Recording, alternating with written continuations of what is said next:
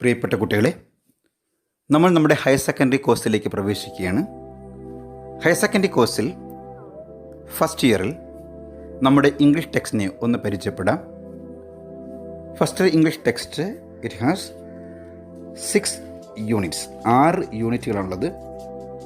The first unit is glimpses of greatness, second words and deeds, third beyond the horizons, fourth brave in the hazards, fifth harmony of life, and last lives and bounds. Today ഇത് നമ്മൾ start ചെയ്യുമ്പോൾ നമ്മൾ first unit start ചെയ്യുകയാണ്, പഠിക്കുകയാണ്. What is the title of the first unit? It is glimpses of greatness. Glimpses of greatness. Do you know the meaning of the word glimpses? Glimpses എന്ന word പരിചയമുണ്ടോ? Glimpses of world history is the name of text. ഒരു പുസ്തകത്തിൻ്റെ പേര് ആരെയെന്നറിയോ? By Jawaharlal Nehru. And what is glimpses? Glimpse എന്ന വാക്കിൻ്റെ meaning a brief look, a short look എന്നൊക്കെയാണ്. ഒരു ചെറിയൊരു നോട്ടം അല്ലെങ്കിൽ ഒരു ചെറിയൊരു പരിശോധന എന്നാണ്. നമുക്ക് വേണമെങ്കിൽ എത്തി നോട്ടം എന്ന് പറയാം. ഗ്ലിംസസ് ഓഫ് ഗ്രേറ്റ്നെസ് എന്നാണ് നമ്മുടെ യൂണിറ്റിൻ്റെ പേര്. You know the meaning of greatness, state of being great, great ആയിരിക്കൽ, മഹത്വം എന്ന് പറയും. So glimpses of greatness means മഹത്വത്തിലേക്ക് ഒരു എത്തിനോട്ടം അല്ലെങ്കിൽ മഹത്വത്തിൻ്റെ വഴിയിലേക്ക് എത്തിനോട്ടം എന്നാണ്. നമ്മുടെ ഫസ്റ്റ് യൂണിറ്റ് ഡിസ്കസ് ചെയ്യുന്നത് തന്നെയാണ് how the people become great. നമ്മൾ ഒരുപാട് മഹാന്മാരായ വ്യക്തികളെ കണ്ടിട്ടുണ്ട്. അവരെങ്ങനെയാണ് ഗ്രേറ്റായി തീർന്നത് അല്ലെങ്കിൽ ഗ്രേറ്റായി തീരാൻ അവർക്കുണ്ടായിരുന്ന ക്വാളിറ്റികൾ എന്തെല്ലാമാണ് എന്നുള്ളതാണ് നമ്മൾ നമ്മുടെ ഈ ഫസ്റ്റ് യൂണിറ്റിൽ ഡിസ്കസ് ചെയ്യാൻ പോകുന്നത്. What is the secret of their success? ഈ മഹാന്മാരായ വ്യക്തികളുടെയൊക്കെ വിജയത്തിൻ്റെ പിന്നിൽ രഹസ്യം എന്താണ്? If we go through their life, we can easily understand most of them are not born in bed of roses. വായിൽ വെള്ളിക്കരണ്ടിവ ജനിച്ചവരായിരുന്നില്ല ഇവരിൽ അധികം പേര്. ജീവിതത്തിൽ ഒരുപാട് കഷ്ടപ്പാടുകളെ പ്രതിസന്ധികളെ തരണം ചെയ്ത് തന്നെയാണ് ഇവർ മുന്നിലേക്ക് വന്നിട്ടുള്ളത്. ഒരാൾ ജനിച്ച സാഹചര്യം അല്ലെങ്കിൽ അയാളുടെ ചുറ്റുപാടുകളല്ല അയാളുടെ വിജയത്തെ സ്വാധീനിക്കുന്നത്. നിങ്ങൾ കണ്ടില്ല ആകാശത്ത് പറന്ന് നടക്കുന്ന ബലൂണുകളെ? ആരോ പറഞ്ഞതുപോലെ it is not the colour of the balloon but what is inside it, that it makes rise. അല്ലേ? ഒരു ബലൂണിനകത്തെ അടങ്ങിയിരിക്കുന്ന വാതകമാണ്, അതിൻ്റെ നിറമല്ല അതിൻ്റെ മുകളിലേക്ക് ഉയർത്തുന്നത്. ഹൈഡ്രജനോ ഹീലിയമോ ഒക്കെയാണ് അതിൻ്റെ മുകളിലേക്ക് ഉയർത്തുന്നത്. പറഞ്ഞതുപോലെ നമ്മൾ ജനിച്ച സാഹചര്യമോ നമ്മുടെ നിറമോ നമ്മുടെ രൂപമോ അല്ല നമ്മളെ വിജയത്തെ സ്വാധീനിക്കുന്നത്. പിന്നെ നമ്മുടെ ഉള്ളിൽ എന്താണ്, നമ്മുടെ ആറ്റിറ്റ്യൂഡ് എന്താണ്, മനോഭാവം എന്താണ്, അതാണ് നമ്മളെ മുകളിലേക്ക് ഉയർത്തുന്നത്. നിങ്ങൾക്കറിയാവുന്നതുപോലെ ജനിച്ച് കുറച്ചു കാലം കഴിഞ്ഞപ്പോൾ തന്നെ കാഴ്ചയും കേൾവിയുമൊക്കെ നഷ്ടപ്പെട്ടിട്ടും ബിരുദങ്ങൾ നേടുകയും ഒപ്പം മഹത്തായ ഗ്രന്ഥരചനകൾ നടത്തുകയും ചെയ്ത ഹെലൻ കെല്ലറും ലോകം മുഴുവൻ അല്ലെങ്കിൽ സമൂഹം മുഴുവൻ വിട്ടിയെന്ന് വിളർക്ക് വിളിച്ച് പറഞ്ഞിട്ടും അത്ഭുതകരമായി കണ്ടെത്തൽ നടത്തിയ തോമസ് ആൽവ എഡിസണും, അതുപോലെ ജീവിതത്തിൽ പേഴ്സണാലിറ്റി ഇല്ല, വ്യക്തിത്വമില്ല എന്ന് പറഞ്ഞ് ഇൻ്റർവ്യൂവിൽ പിന്തള്ളപ്പെട്ടിട്ടും നമ്മുടെ ഇന്ത്യയുടെ പ്രഥമ പൗരനായി മാറുകയും നിരവധി കണ്ടെത്തലുകൾ നടത്തുകയും ചെയ്ത ശാസ്ത്ര സാങ്കേതിക വിദഗ്ധനായ ഡോക്ടർ APJ അബ്ദുൽ കലാമും ഒരിക്കലും നടക്കില്ല എന്ന് ഡോക്ടർ പറഞ്ഞിട്ടും 1964 ഒളിമ്പിക്സിൽ ഓടി മുന്നേറി 3 റെക്കോർഡുകൾ നേടിയ വിൽമ റോഡോൾഫ് തുടങ്ങി നിരവധി അത്ഭുതങ്ങൾ നമ്മുടെ മുമ്പിലുണ്ട്. നമ്മുടെ ഫസ്റ്റ് യൂണിറ്റിന് മുന്നോടിയായി നമുക്കൊരു അനക്ഡോട്ടാണ് പഠിക്കാൻ തന്നിരിക്കുന്നത്. What is this anecdote? അനക്ഡോട്ടിനെ കുറിച്ച് ഇങ്ങനെ പറയാം: the simple and unelaborated narration of a single incident. അതായത് ചെറിയ സംഭവത്തെ ലളിതമായി വിശദീകരണങ്ങൾ കൂടാതെ പറയുന്നതാണ് anecdote. We say it in even more simple. ഒരു ചെറിയ സംഭവത്തെ കഥ പോലെ അവതരിപ്പിക്കുന്നതാണ് അനക്ഡോട്ട്. തിരിച്ച് ഒരു കഥയെ ഒരു യഥാർത്ഥ സംഭവം പോലെ അവതരിപ്പിച്ചാലും നമുക്ക് അനക്ഡോട്ട് എന്ന് പറയാം. Here we have an anecdote from the life of Abraham Lincoln, the 16th president of United States of America. Lincoln എന്ന് പറയുന്ന വെറുമൊരു പ്രസിഡന്റ് മാത്രമായിരുന്നില്ല. He was a great orator, നല്ലൊരു പ്രാസംഗികൻ കൂടിയായിരുന്നു. ഗെറ്റിസ്ബർഗ് സ്പീച്ചിനെ കുറിച്ച് കേട്ട് കാണാം അല്ലേ? 4 years ago എന്ന് പറഞ്ഞ് തുടങ്ങുന്ന ഗെറ്റിസ്ബർഗ് സ്പീച്ച് എബ്രഹാം ലിങ്കൻ്റെ ഏറ്റവും പ്രശസ്തമായ ഒരു സ്പീച്ചാണ്. ഹിയർ ഇൻ അവർ അനക്ഡോട്ട് നമ്മൾ പഠിക്കുന്ന യാബിൻ്റെ ഫസ്റ്റ് സ്പീച്ചിനെ കുറിച്ചാണ്. It was taken from a book named Abe Lincoln's Anecdotes and Stories by R.D. Wordsworth. What is Abe? Abe is the pet name of our Abraham Lincoln. നമുക്ക് പലർക്കും pet name ഉള്ളതുപോലെ പ്രശസ്തരായ ഒത്തിരി പേർക്കും പെറ്റ് നെയിം ഉണ്ട്. എനിക്ക് അറിയപ്പെടുന്ന ഏറ്റവും പെറ്റ് നെയിം കൊണ്ട് അറിയപ്പെടുന്ന 2 കഥാപാത്രങ്ങളാണ് ടോം ആൻഡ് ജെറി അല്ലേ? 1940 വില്യം ഹനായും ജോസഫ് ബാർബറയും ചേർന്ന് തയ്യാറാക്കിയ 2 കഥാപാത്രങ്ങൾ. എന്താ ടോമിൻ്റെ ഒറിജിനൽ നെയിം എന്ന് പറയുന്നത്? തോമസ് ആൻഡ് അവർ Jerry is Gerald. Okay, leave it. നമുക്ക് നമ്മുടെ വിഷയത്തിലേക്ക് അടക്കാം. നമ്മുടെ ഈ അനക്ഡോട്ട് അതിൻ്റെ പേര് ഏബ്സ് ഫസ്റ്റ് സ്പീച്ച് എന്നാണ്. First, before studying the anecdote, we have to check out the difficult words and phrases came in this anecdote. First one, it is barefoot. Barefoot means naked foot, means having nothing, slipper ധരിക്കാതെ നഗ്നപാതനായി. Then suspender. Suspender means supporter or hanger.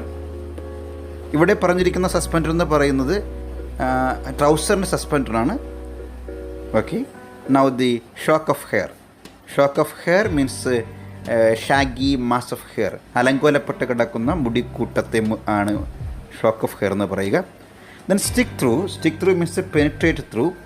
നമ്മൾ ടെക്സ്റ്റിൽ പറയുന്നത് shock of hair sticking through a hole എന്ന് വെച്ചാൽ ഒരു ഹോളിലൂടെ penetrate തുളച്ചു വന്നിരിക്കുന്ന മുടിയുടെ കൂട്ടം എന്നാണ്. Next word crown. Crown of hat. Crown of hat means top of hat, തൊപ്പിയുടെ മുകൾ ഭാഗത്താണ് പറയുന്നത്. ഇവിടെ പറഞ്ഞ തൊപ്പി സ്ട്രോ ഹാറ്റാണ്. വൈക്കോല് കൊണ്ടോ പുല്ല് കൊണ്ടോ ഉണ്ടാക്കുന്ന തൊപ്പിയാണ് സ്ട്രോ ഹാറ്റ് എന്ന് പറയുക. Then next is rail splitting. കുറച്ച് ന്യൂ വേർഡാണത്. റെയിൽ സ്പ്ലിറ്റിംഗ് എന്ന് പറഞ്ഞു കഴിഞ്ഞാൽ ഇടയ്ക്കിടെ തൂണുകൾ നാട്ടി റെയിൽ പോലെ വേലി ഉണ്ടാക്കുമ്പോൾ ആ വേലിക്ക് ആവശ്യമായ മുറിക്കുന്നതിനെയാണ്, അല്ലെങ്കിൽ മരം മുറിച്ച് അതിന് വേണ്ടുന്ന പലകൾ തയ്യാറാക്കുന്നതിനെ പറയുന്ന പേരാണ് റെയിൽ സ്പ്ലിറ്റിംഗ് എന്ന് പറയുന്നത്. അബ്രഹാം ലിങ്കനും അദ്ദേഹത്തിൻ്റെ കസിൻ കൂടിയായിരുന്ന ഡെനിസ് ഹാങ്കും രണ്ടുപേരും റെയിൽ സ്പ്ലിറ്റിംഗ് നടത്തുമായിരുന്നു. അതുകൊണ്ട് അവർ വിളിക്കുന്നത് റെയിൽ സ്പ്ലിറ്റിംഗ് കമ്പാനിയൻസ് എന്നാണ് വിളിക്കുന്നത്. Okay, then another word stump speaker. The word stump is related to, അല്ലെങ്കിൽ it means the part that is left after cutting away a tree. ഒരു മരം മുറിച്ച് മാറ്റിയതിന് ശേഷം അവശേഷിക്കുന്ന ഭാഗമാണ് ആ സ്റ്റംപ്, മരക്കുറ്റി എന്ന് പറയും. പണ്ട് കാലങ്ങളിൽ 19 നൂറ്റാണ്ടുകൾ അമേരിക്കയിലും മറ്റുമൊക്കെ തെരുവോര പ്രസംഗം നടത്തുന്ന ആൾക്കാർ ഇതുപോലെ ജംഗ്ഷനിൽ സ്ഥാപിച്ചിരിക്കുന്ന മരക്കുറ്റിയുടെ മുകളിൽ നിന്നാണ് പ്രസംഗിച്ചിരുന്നത്. അതുകൊണ്ട് അവരെ വിളിക്കുന്ന പേരാണ് stump speaker. Next word conclusion. Conclusion means end. Conclusion of the speech means end of the speech. Next meet. ഇവിടെ മീറ്റ് എന്ന വാക്കിൻ്റെ അർത്ഥം agree with or match with എന്നാണ്, ഒത്തുചേർന്ന് പോകുക എന്നാണ്. ടെക്സ്റ്റ് പറഞ്ഞിരിക്കുന്നത് did not meet with the views എന്നാണ്, കാഴ്ചപ്പാടുകളുമായി ചേർന്ന് പോയില്ല എന്നാണ്. Next word latter. LATTER. Latter means second one, രണ്ടാമത്തെ ആളെന്നാണ്. ഡിക്ലെയർഡ് മീൻസ് അനൗൺസ്ഡ്, പ്രഖ്യാപിച്ചു. നെക്സ്റ്റ് ഏറെക്കുറെ പുതിയൊരു ഫ്രേസാണ് വേറെപ്പോൺ. വേറെപ്പോൺ മീൻസ് ഇമ്മീഡിയറ്റ്ലി ആഫ്റ്റർ, തൊട്ടുടനെ എന്നാണ്. നമ്മൾ ടെക്സ്റ്റിൽ പറഞ്ഞിരിക്കുന്നത് whereupon he got a dry goods box എന്നാണ്.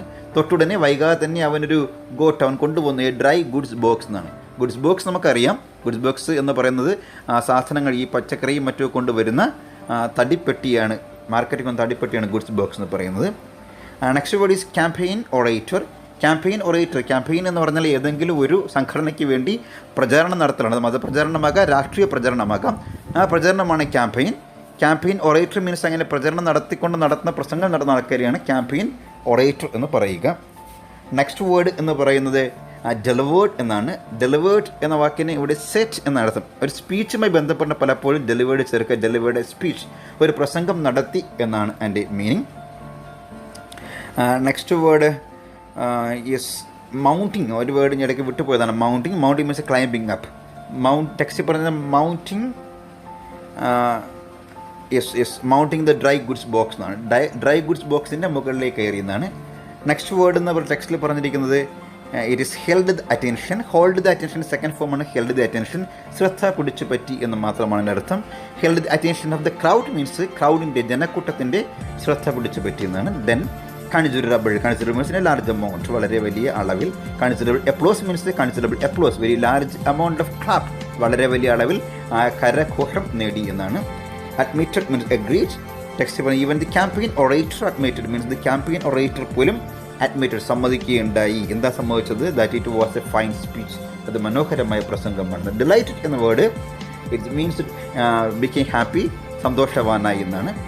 നെക്സ്റ്റ് അല്പം അപരിചിതമായ ഒരു ഫ്രേസാണ് ഗോട്ട് ദി ബെറ്റർ ഓഫ്, അല്ലെങ്കിൽ get the better of. Got the better of എന്ന് പറഞ്ഞതിൻ്റെ അർത്ഥം ഡിഫീറ്റഡ് എന്നാണ്. ഇവിടെ ടെക്സ്റ്റ് പറഞ്ഞ യങ് ഏബ്, കുഞ്ഞ് Abe got the better of the trained campaign speaker. Trained campaign സ്പീക്കറെ Abe got the better of, defeated, പരാജയപ്പെടുത്തി എന്നാണ്. ഇതോടെ നമ്മൾ ഈ സ്പീച്ചിലെ നമ്മുടെ അനക്ഡോട്ടിലെ ന്യൂ വേർഡ്സൊക്കെ പരിചയപ്പെട്ട് കഴിഞ്ഞു. Now to our first paragraph. Abe made his first speech when he was a boy. Going barefoot, his trousers held up by one suspender, and his shock of hair sticking through a hole in the crown of his cheap straw hat. It means Abraham Lincoln made his first speech when he was a young boy. And he went there not in coat and suit or shoes, but he had only one trousers, and it had only one suspender. Very dangerous position. And also he had a straw hat, but its top had a hole, and his stubby hair stuck out through that hole. This paragraph shows, or it means the poverty of Abraham Lincoln, or the poor situation Abraham Lincoln was brought up. ആദ്യ പ്രസംഗം നടത്താൻ വേണ്ടി Abraham Lincoln പോകുമ്പോൾ തീരെ കൊച്ചുകുട്ടിയായിരുന്നു. അവൻ കാലിൽ ചെരുപ്പിടാണ്ട് ഒറ്റ വള്ളിയിൽ തൂങ്ങുന്ന ഒരു ട്രൗസറും അണിഞ്ഞ്, അതുപോലെ കീറിപ്പോയ ടോപ്പ് വശം കീറിപ്പോയ ഒരു തൊപ്പിയിൽ നിന്ന് മുടിയൊക്കെ പുറത്തേക്ക് തള്ളി വെച്ചുകൊണ്ടാണ് ഏബ് തൻ്റെ ഫസ്റ്റ് സ്പീച്ച് നടത്തുവാനായി പോയത്. ഏബ്, in company with his rail-splitting companion Dennis Hanks, attended a political meeting which was addressed by a typical stump speaker, one of those loud-voiced fellows who shouted at the top of his voice and waved his arms wildly. When Abe went to attend that speech, he was not alone. He was with his companion and his cousin Dennis Hanks. They were rail-splitting company. നേരത്തെ പറഞ്ഞതുപോലെ rail splitting നടത്താൻ പോകുന്ന കമ്പനിയിൽ കൂടെ ഉണ്ടായിരുന്ന അല്ലെ cousin Denis ഹാങ്ങിനോടൊപ്പമാണ് ഏബ് അവിടേക്ക് political meeting attend ചെയ്യാൻ പോയത്. Which was addressed by a typical stump speaker. അവർ പങ്കെടുത്ത പൊളിറ്റിക്കൽ മീറ്റിംഗ്, അവർ പ്രസംഗിക്കാൻ പോയതല്ല, ശരിക്കും പറഞ്ഞത് പങ്കെടുക്കാനല്ല, കാണുവാൻ വേണ്ടി പോയതാണ്. അവർ എത്തുമ്പോൾ which was addressed by a typical stump speaker, ഒരു മാതൃകയെ നമുക്ക് എല്ലാവർക്കും മോഡലായി പറയാവുന്ന ഒരു സ്റ്റംപ് സ്പീക്കർ, ഒരു തെരുവോര പ്രസംഗികനാണ് നടത്തിയിരുന്നത്. കാര്യം നിങ്ങൾക്കറിയാവുന്ന പോലെ he was A loud voiced fellow who shouted at the top of his voice and waved his arms wildly. കൈകൾ വളരെ വന്യമായി ചലിപ്പിച്ചുകൊണ്ട് വളരെ ഉച്ചത്തിൽ അദ്ദേഹം സംസാരിക്കുകയായിരുന്നു. Something. Next paragraph. At the conclusion of the speech, which did not meet the views either of Abe or Dennis, the latter declared that Abe could make a better speech than that. Whereupon he got a dry goods box and called on Abe to reply to the campaign orator. At the conclusion of the speech, at the end of the speech, when the speech of the stump speaker ended, ആ stump സ്പീക്കറുടെ പ്രസംഗം അവസാനിച്ചപ്പോൾ, that speech really did not match with, did not agree with, did not meet with the views either of Abe or Dennis. ഏബിൻ്റെയോ ഡെനീസിൻ്റെയോ വ്യൂസുമായിട്ട് it did not match with, did not agree with, ഒത്തുചേർന്ന് പോകുന്നതായിരുന്നില്ല. So the latter means രണ്ടാമൻ, അല്ലേ? ഇവിടെ Abraham ലിങ്കനെ ഡെനിസിനെ കുറിച്ച് പറഞ്ഞു. So the latter is the Dennis. So the Dennis declared, so our Dennis declared that Abe could make a better speech than that. Dennis Hanks said that our Abe could make a better speech than that. Better speech than our stump speaker. Stump speakerനേക്കാളും മനോഹരമായി പ്രസംഗിക്കാൻ ഏബിന് പറ്റുമെന്ന് പറഞ്ഞു. Whereupon പറഞ്ഞത് മാത്രമല്ല, soon he got a dry goods box and called on Abe. Called on means invited Abe. ഒരു dry goods box കൊണ്ടിട്ട് he invited Abe to give a reply to the campaign orator. Campaign oratorയുടെ പ്രസംഗത്തിന് മറുപടി കൊടുക്കാൻ വേണ്ടി ഏബിനെ ക്ഷണിച്ചു. Understood? Now to the next paragraph. Little Abe threw his old straw hat on the ground and mounting the dry goods box delivered a speech which held the attention of the crowd and won him considerable applause. Even the campaign orator admitted that it was a fine speech and answered every point in his own oration. Little Abe, our young Abe, threw his old straw hat. When Dennis Hanks ക്ഷണിച്ചതുകൂടി Abe threw his old straw hat on the ground. ഗ്രൗണ്ടിലേക്ക് തൻ്റെ പഴഞ്ചൻ തൊപ്പി വലിച്ചെറിഞ്ഞു. Y? എന്തിനാ വലിച്ചെറിഞ്ഞത്? അത് പഴഞ്ചനായതുകൊണ്ടല്ല കേട്ടോ. മനസ്സിലാക്കേണ്ടത്, when you address A crowd you must remove your hat. നിങ്ങളുടെ തൊപ്പി ധരിച്ചിട്ടുണ്ടെങ്കിൽ ഒരു സമൂഹത്തെ അഡ്രസ്സ് ചെയ്യുമ്പോൾ തൊപ്പി മാറ്റിയിട്ട് സംസാരിക്കുന്നതാണ് അവർ കൊടുക്കുന്ന respect. അതുകൊണ്ടായിരിക്കണം Little Abe threw his old straw hat on the ground and climbing on the dry goods box. ആ ഡ്രൈ ഗുഡ്സ് ബോക്സിന് മുകളിൽ കയറിയിട്ട് delivered a speech. He made a speech. അത് പ്രസംഗം നടത്തുകയുണ്ടായി. And which held the attention of the crowd. That speech held the attention. That speech dragged the attention of the crowd. ആ ക്രൗഡിൻ്റെ ജനക്കൂട്ടത്തിന് ശ്രദ്ധ പിടിച്ചു പറ്റിയെന്ന് മാത്രമല്ല, and won him considerable applause, they gave him a lot of applause, a lot of clap. എന്തിനെ പറയുന്നു? Even the campaign orator admitted, even that stump speaker admitted, stump speaker പോലും agreed, സമ്മതിക്കുകയുണ്ടായി, it was a fine speech. അദ്ദേഹം fine speech എന്ന് പറഞ്ഞത് മാത്രമല്ല, and he said this speech answered every point in his own oration. തൻ്റെ പ്രസംഗത്തിലെ stump സ്പീക്കറുടെ ഒറേഷനിൽ, oration means പ്രസംഗം എന്നാണ്, പ്രഭാഷണം എന്നാണ്, തൻ്റെ പ്രഭാഷണത്തിലെ എല്ലാ സംഗതികൾക്കും എബ്രഹാം ലിങ്കൺ ആൻസർ ചെയ്തു എന്നുകൂടി അദ്ദേഹം he answered all the points in his own oration. ഇവിടെ നോക്കി കാണാവുന്നൊരു പ്രധാനപ്പെട്ട ഒരു സംഗതി, ഒറേഷൻ എന്ന വേർഡ് നമ്മുടെ ഓതർ ഒരു സിംഗിൾ നിവർട്ടക്കം ഇവിടെ അകത്ത് കൊടുത്തിട്ടുണ്ട്. ശരിക്കും ഒറേഷൻ എന്ന് പറഞ്ഞാൽ കുറച്ചുകൂടി ഫോമലായി ഗൗരവമായി നടന്ന പ്രഭാഷണമാണ്, അല്ലറി വിളിയല്ല. നമ്മുടെ സ്റ്റംപ് സ്പീക്കർ ചെയ്ത് ശരിക്കും അല്ലറി വിളിയാണ്. It was not an oration, അത് വെറും സ്പീച്ചാണ്. പക്ഷേ നമ്മുടെ സ്റ്റംപ് സ്പീക്കർ പറഞ്ഞത് മൈ ഒറേഷൻ, തൻ്റെ ഒറേഷൻ എന്നാണ് പറഞ്ഞത്. ആ ഒറേഷൻ എന്ന് പറഞ്ഞ ആ വാക്കിനെ ഒന്ന് കളിയാക്കുവാൻ വേണ്ടിയിട്ടായിരിക്കണം നമുക്കിവിടെ സിംഗിൾ ഇൻവെർട്ടക്കകത്ത് കൊടുത്തിരിക്കുന്നത്. Last paragraph. Dennis Hanks, who thought Ebb was the greatest man who ever lived, was delighted, and he often spoke of how young Ebb got the better of the trained campaign orator. Dennis Hanks എപ്പോഴും കരുതിയിരുന്നത് Ebb was the greatest man who ever lived, എക്കാലവും ജീവിച്ചിരുന്ന great മാൻ Abraham ലിങ്കനാണെന്ന് കരുതിയിരുന്ന Denis hang was delighted. He became happy, അത് സന്തോഷവാനായി തീർന്നു. And he often spoke, പിന്നീട് പലപ്പോഴും Denis Hang പറഞ്ഞിട്ടുണ്ടെന്നാണ്, how young Abe got the better of, how young Abe defeated, എങ്ങനെയാണ് കുഞ്ഞ് എബ് പരാജയപ്പെടുത്തിയതെന്ന്. ആരെ? The trained campaign orator. Trained campaign orator എങ്ങനെയാണ് യങ് എബ് പരാജയപ്പെടുന്നത് പിന്നീട് പലപ്പോഴും ഡെനിസ് ഹാങ് പറഞ്ഞിട്ടുണ്ടെന്ന് പറഞ്ഞുകൊണ്ടാണ് നമ്മുടെ ഈ അനക്ഡോട്ട് അവസാനിക്കുന്നത്. ഇവിടെ എബ്രഹാം ലിങ്കൻ്റെ വിജയത്തിലേക്ക്, സക്സസിലേക്ക് അയാളെ ലീഡ് ചെയ്ത 1-2 പോയിന്റ്സാണ്. First one, his confidence, and second one his attitude, then his determination. ഇങ്ങനെ നിരവധി കാര്യങ്ങളുണ്ട്. ഒരാളുടെ വിജയത്തിന് പിന്നിൽ അതിന് കാരണമായി തന്ന ഒരുപാട് കാര്യങ്ങളുണ്ടാകാം. ഹാർഡ് വർക്ക് ഉണ്ടാകും, അതുപോലെ പെർസിവറൻസ് എന്ന സ്ഥിരോത്സാഹമുണ്ട്. ഇങ്ങനെ നിരവധി കാര്യങ്ങളുണ്ട്. നിങ്ങൾ തന്നെ എന്തൊക്കെയുണ്ട് കാര്യങ്ങളെന്നൊന്ന് കണ്ടെത്താൻ വേണ്ടി ശ്രമിക്കുക. ആൻഡ് പറഞ്ഞത് ഏറെക്കുറെ മനസ്സിലായി എന്ന് വിശ്വസിക്കുന്നു. നമ്മൾ ഡയറക്റ്റ് ക്ലാസ് അല്ല, ഓൺലൈൻ ക്ലാസ് ആയതുകൊണ്ട് തന്നെ ഒരുവിധം മനസ്സിലായെന്ന് കരുതുന്നു. ഇനി a work for you, write an anecdote from your life in which you gave a good performance.